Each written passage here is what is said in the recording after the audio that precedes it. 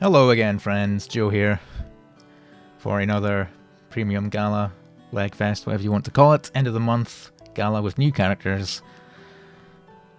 Normally, I would say that the characters in these ones aren't that much of a surprise because they're usually related to the end of month story event. But I've not really had time to play said events, so I don't really have that much idea of who it would be. But I could make some educated guesses based on what the event actually is. You know, maybe a new Arthur and Mordred dual unit, maybe either of them as a single unit, maybe an alt for one of the Dragon Knights. Like, I think Vayne plays a sizable role in this event, so maybe all the Vayne stands will get the alt they've been clamoring for. But yeah, so I'm a bit less sure about it this time than what I normally would be, because I normally would have played the event by now and gotten a bit of a preview, but we haven't. So let's just have a look and see what we get. Arthur, okay. Makes sense. Who is the second one? Azusa. Oh, that's the girl that was in Grand Narmaya's Fate episodes. Interesting. Didn't expect her to be a playable character so soon. As always, let's take a wee quick look at these weapons. Strength effect on Ogi, okay. Big Garrison and Small Man Mystery.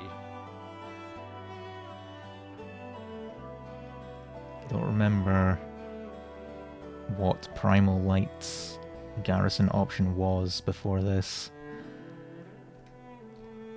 But I'm going to say, like, this is not super useful, this skill here. Garrison is obviously pretty good, but I don't know whether this weapon will see much use, simply because this is kind of a dead skill, to be honest. And Azusa's weapon looks like a katana, yep. Deal triple, okay, triple. Okay, oh no, I misread that. I thought that was triple strike there for a second. I was like, that's fucking crazy. Medium attack, medium triple attack, and small crit. That's probably just kind of whatever. Probably won't see that much use. Anyway, let's have a look at these characters. Take a look at Arthur first. My man, you can't skip leg day like this. Come on.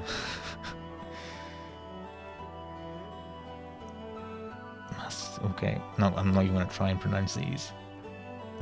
For bonus superior elemental damage effect to Arthur and restore HP. That's, I want to say that's similar to Excalibur, the 100 gold moon weapon, I'm pretty sure. Skill 1, light damage to foe, raise Thunderstruck level by 1, maximum is 10, restore all allies' HP. Caster's HP is above 75%, strength effect to all allies. Trying to think what... I'm sure I've seen this somewhere else before. Is it not Grand Poseidon that has something like this? I don't remember. Anyway, seems okay. It's a full auto healing skill, which is pretty good. And skill 2, 6% dark damage, cut to all allies, debuff immunity one time. Caster is almost knocked out. Damage immunity, that's okay, that's interesting. So he has an extra effect when he's above 75% HP, and then an extra effect when he's below 25 on, I think that's what that is, his red HP on this one. Weird. Skill 3, light damage to all foes, hit to light defense, stackable and instant CA standby. Okay.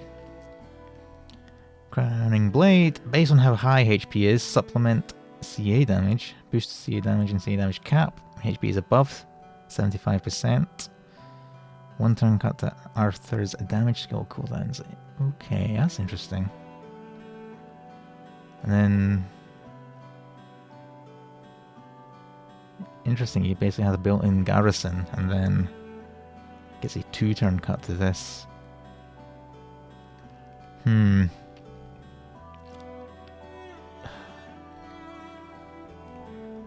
Honestly, I'm not a huge fan of this kit because it basically forces you to pick one playstyle and stick with it. Because if you want to get the most out of these skills, and obviously his first support skill, you need to keep above 75% HP. Or if you're playing in enmity territory at below 25% HP, you get use of these. But honestly, like I don't think these are really worth having to play enmity in light.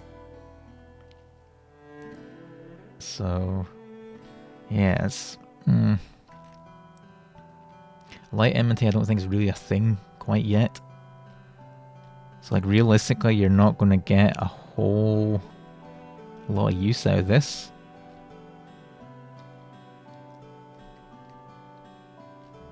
Like a 2-turn cut per turn to this is pretty decent. But like I said, you have to be below 25% HP for it to actually activate. And he gets, obviously he gets Garrison, he has low HP, but like there's not a lot in light to really synergize with an enmity playstyle. It's more about keeping high HP and stamina. So yeah, this is a decent skill. Like, don't get me wrong, this is a good skill, but because Dark Cut and a Veil, but you need to be in enemy range to get the Unchallenged, and if you're not in enemy range, you're going to be having quite a large cooldown on this. Whereas if you're playing standard, standard how Lights normally plays, which is high HP and lots of heals, you're going to get pretty good use out of these two skills. You're going to get a bunch of damage. You're going to get reasonably quick Ogies, and a bunch of healing as well, which works in full auto because this is a damage skill, so it will activate in full auto. So yeah, not sure what to make of him, to be honest. He seems fine. I want to say there are better full auto healers, and apart from that, he only really offers a little bit of skill damage and some minor debuffs. Like, this could be good, like, depending on what these numbers are. Like I say all the time, like, the game doesn't give you numbers in the game for stuff like this, so I can't really properly evaluate this because I don't know how good this is. So this could be good, this could be kind of whatever. So I feel like if you're using him as like a full auto healer, I think there might be better options in light for that. But he seems fine. Like, he doesn't seem terrible, but he doesn't seem great either. So Azusa. Massive. Okay, Rogi, massive wind damage to foe. Extend Teshin's effect duration by 2 turns. 4 hit bonus wind damage to foe when Teshin is in effect. Okay. So she gets an extension on some buff and also gets a nice nuke on Ogi as well. A 4-hit nuke, and she's in wind, so that means you can make use of AR beaks. Okay, Teshin, this is it. Teshin affect the caster. When in effect, boost the critical hit rate and normal attack accuracy. Piercing sight effect. Attacks made when element is superior have a chance to deal boosted damage. The amount of damage will be superior. Okay. Not sure about the accuracy thing there. 4-hit wind damage to random foes. Hit to all foes, attack and defense stackable. Restore caster's HP when Teshin is in effect. Another full auto healing, that's nice. Only for her though, but this is kind of whatever. 4-hit wind damage to foe, more just skill damage all the way, okay. Blind effect, hit to special attack damage, cool. That's always cool. Support skills, deal triple attacks, amplify normal attack damage, hit to normal, oh, okay. Hit to normal attack accuracy. So I wonder if this will basically like completely undo this, or if it's just going to bring it mostly up and you still have a chance to miss a normal attack. Who can say? But like, this has 100%. This has 100% uptime. It lasts for 5 turns. It has 7 turns cooldown, but you also reduce the cooldown by 2 turns when you Ogi, and she deals triple attack, so you're going to be Ogiing every, 2 to 3 turns guaranteed, so seems pretty good.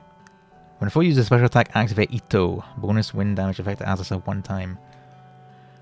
Interesting, okay.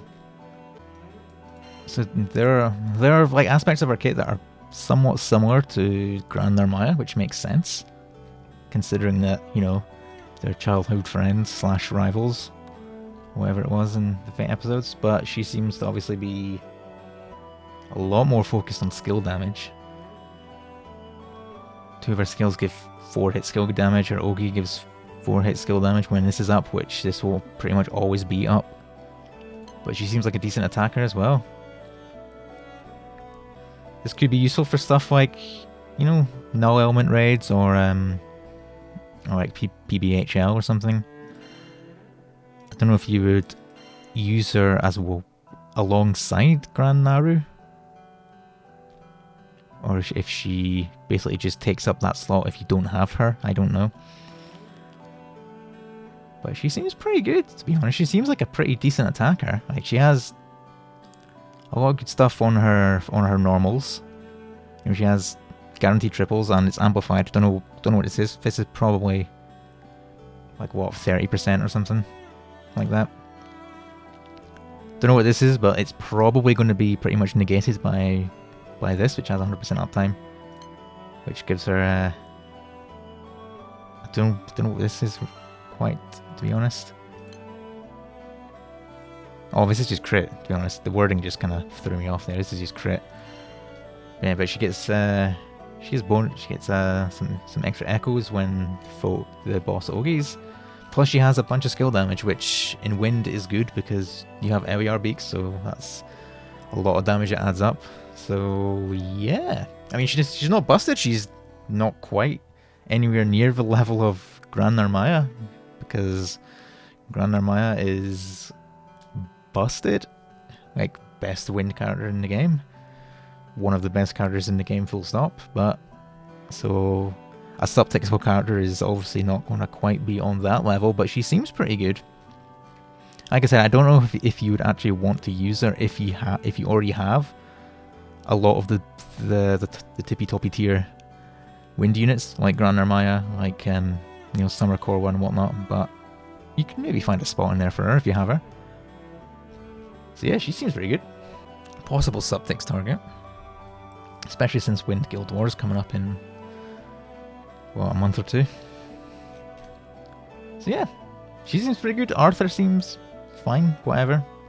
Full auto healer if you don't have one of those, but apart from that, not too impressive. But yeah, anyway, thanks for watching, and until the next time, peace out.